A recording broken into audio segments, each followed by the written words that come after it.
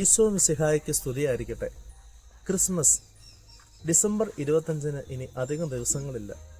Christmas എന്ന് കേൾക്കുമ്പോൾ നമ്മുടെ ഹൃദയങ്ങളിലേക്ക് കടന്നു വരുന്നത് പുൽക്കൂട് ഒരുക്കുന്നതും ക്രിസ്മസ് കേക്ക് മുറിക്കുന്നതും ക്രിസ്മസിന് പാതിരാ കുർബാനയ്ക്ക് പോകുന്നതും നക്ഷത്രങ്ങളൊക്കെ ഇടുന്നതുമാണ്. പക്ഷേ ക്രിസ്മസ് അതിലൊക്കെ ഉപരി ആഘോഷത്തിൻ്റെ നിറവാണെങ്കിലും അത് ആത്മീയ ആഘോഷത്തിൻ്റെ നിറമാണ്, ആത്മീയ ചിന്തയുടെ ഒരു നിറമാണ്.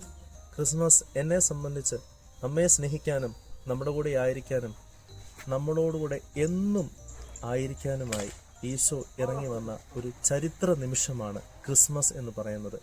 ബെത്ലഹേം പുൽക്കൂടിൻ്റെ നിശബ്ദതയിൽ ഈശോ മനുഷ്യൻ്റെ വേദനകളും ദുഃഖങ്ങളും കഷ്ടതകളുമെല്ലാം ഏറ്റെടുത്ത ദിനം. ക്രിസ്മസ് എന്നെ സംബന്ധിച്ച് മരങ്ങളൊക്കെ അലങ്കരിക്കുന്ന ദിവസത്തിലുപരി ഹൃദയമാകുന്ന മരം അലങ്കരിച്ച് കർത്താവിനെ അവിടേക്ക് വരവേൽക്കുന്ന ഒരു ദിവസമാണ്. ക്രിസ്മസിൽ നമുക്ക് എളിമയോടെ ആയിരിക്കാം, എളിമയുടെ പുൽക്കൂട് തീർക്കാം.